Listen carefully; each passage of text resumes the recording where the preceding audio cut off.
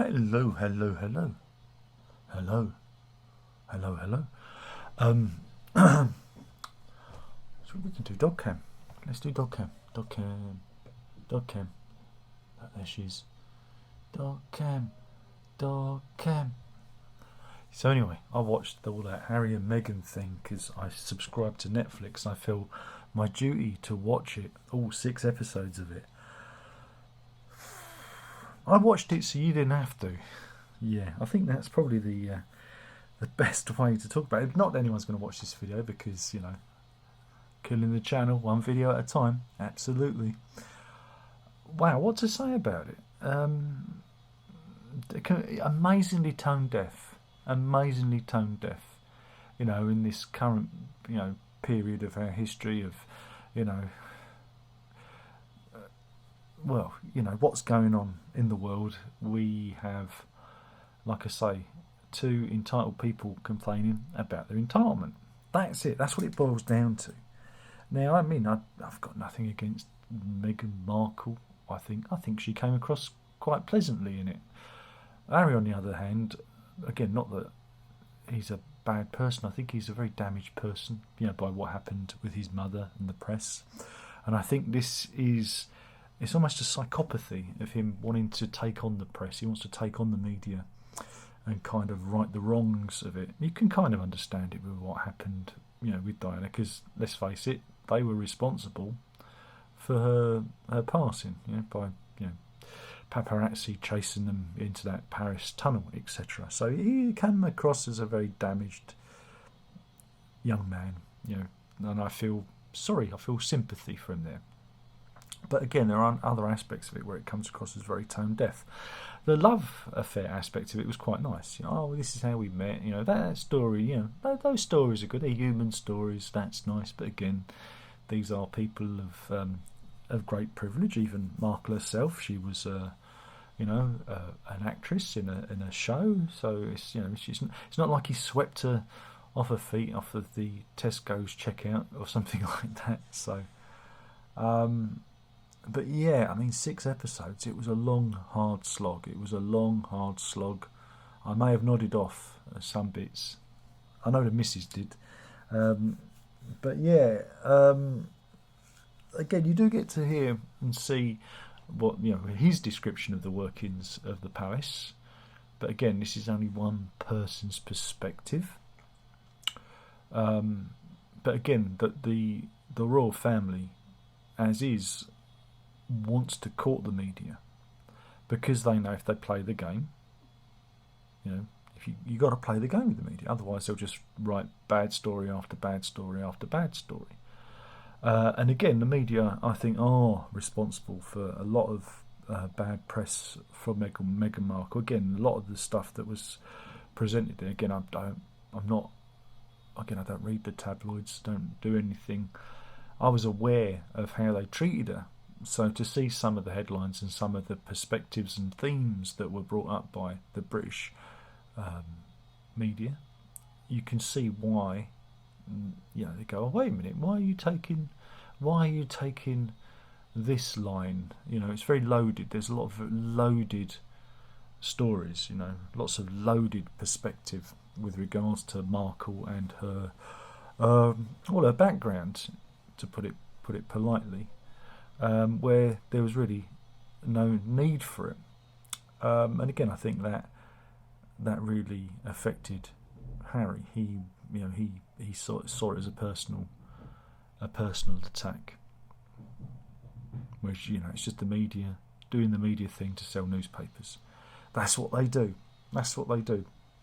I mean, one thing did come across is, again, Harry, whilst he's, you know, he goes on about, you know, being part of the institution and all this, he shows very little empathy for his own brother.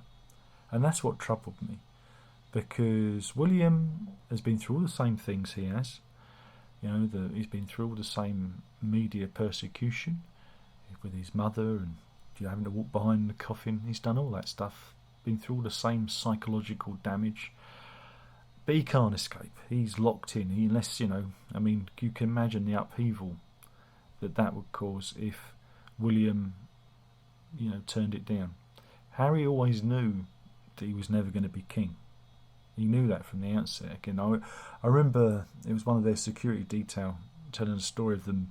He was driving them around, and the two boys were misbehaving, in the back of the car. And I think William said, "Look, Harry, pack it in." And Harry says to him, No, I can do what I want. You can't. I'm never going to be king." Yeah, and that was it. And there was a line in it where Harry said about his mother said to him, do what you want, just don't get caught.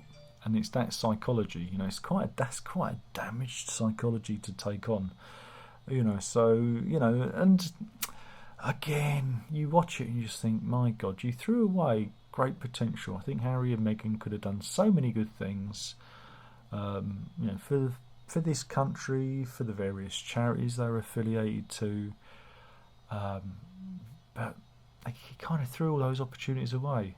And now, again, with what they've done, we want our privacy, and then selling that privacy to the highest bidder. Yeah, it just comes across as a little bit, I don't know, naive. I don't know. It's either naive or greedy. I don't know. I think there is a great deal of naivety in him as well.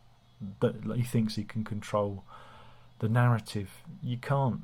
It's the media. You can't do that. Prince has. For that is his nickname, apparently, has. So yeah, you get to see them, behind the scenes. You get to see them suffering, in Canada, and then at Tyler Perry's mansion in the Hollywood Hills, suffering. And this is why, again, when we're sitting there worrying about the cost of living and the price of gas and electricity, it comes across as rather trite. You're not suffering, mate. You're not suffering. Oh, the media wrote some stories about your missus that you couldn't handle, instead of just laughing it off and being a man about it, And that's one aspect you can look at it. It's all rather peculiar. It really is. But again, if they're in the news, if they're on Netflix and they're doing podcasts, it generates income for them. So they're just as bad as the media now. It's not like they went off and, he got a job, working in an office, and I don't know, Meghan carried on acting, and they just, had a quiet life away from the eyes of the public, which is doable. I mean, you can look at our Prince Edward and some of the lesser royals. Look at his, look how he did it. And Andrew's daughters have conducted themselves. Both Prince Andrew's daughters have regular jobs and no security. They just do their own thing. And so, they could have done that, but he chose not to, because he had a fight with the media. And I think it would have been a much more successful campaign for him if he'd have posed it from that perspective, taking on the media and how it, wrote those stories and where those stories come from. But again, the way it plays out and the way it's presented, he comes across as kind of petty and kind of bitter, even though, he's been through all this stuff. He's also been, in Afghanistan and shooting big guns and doing action man stuff. So you do wonder what's really behind this, what's really going on. But I think Meghan Markle came out of it quite well, But I do find it a bit weird. Again, this is that naivety that she didn't know anything about Harry or the royal family. But maybe that's Americans for you. Maybe they just don't understand how our culture works. And again, from our perspective, we know all about how America works because we know about their various presidents and their history, but they know very little about ours, and that's interesting. I find that quite fascinating. So, yeah, should you watch it? No, it could have been done in 3 hours. It didn't need to be 6 hours. It could have been a lot quicker, a lot zippier. And there is a sense of him, washing dirty laundry in public.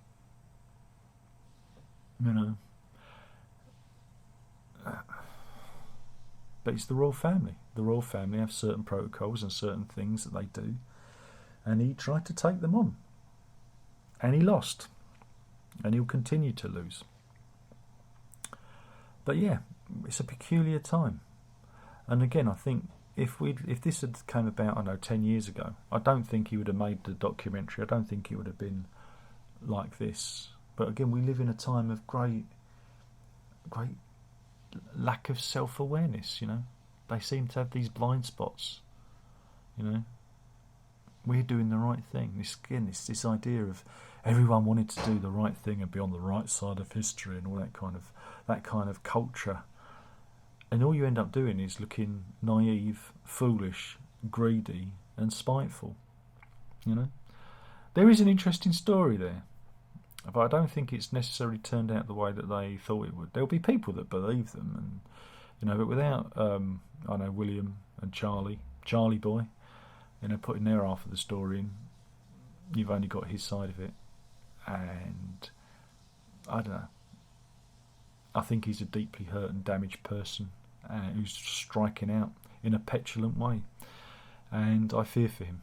You know, I fear for him as a human being, because again, if this relationship crumbles, where's he going to go? What's he going to do? Because he's burnt his bridges. But I like to think that you know, his brother, you know, that William would extend the olive branch. Maybe he understands. I don't know. But yeah, peculiar time we live in. Again, you can watch it just for being a piece of very interesting and peculiar media that wouldn't necessarily exist at any other time in our lives. You know, it's yeah. But 6 hours, I don't know. Maybe watch it on fast forward or at double speed with the subtitles on or something, because you know, it's a long slog. It's a long slog. But then all of these Netflix documentaries go on for far too long. It seems to be par for the course, doesn't it? It seems to be, you know, what they do. Anyway, that's it. I watched it, so you didn't have to. Thanks for not watching this. That's it. My name's been Darren Lock. I've been talking about Harry and Meghan, I think it's called, on the Netflix, because, you know, I still haven't cancelled my Netflix sub yet. I should really do it now. Better Call Saul's finished, but you know, there might be another series of Always Sunny in Philadelphia to watch. So yeah, thank you. Please like and subscribe and share this video. I have to say that because, you know, the channel's dying and everything because I'm not opening Pink Floyd box sets or something. I don't know what the algorithm wants. But anyway, this is what I want to talk about. And if you want to listen, fantastic. If you don't, unsubscribe. Move on. There are plenty of other people out there better than me. Alright. Ta-ta then.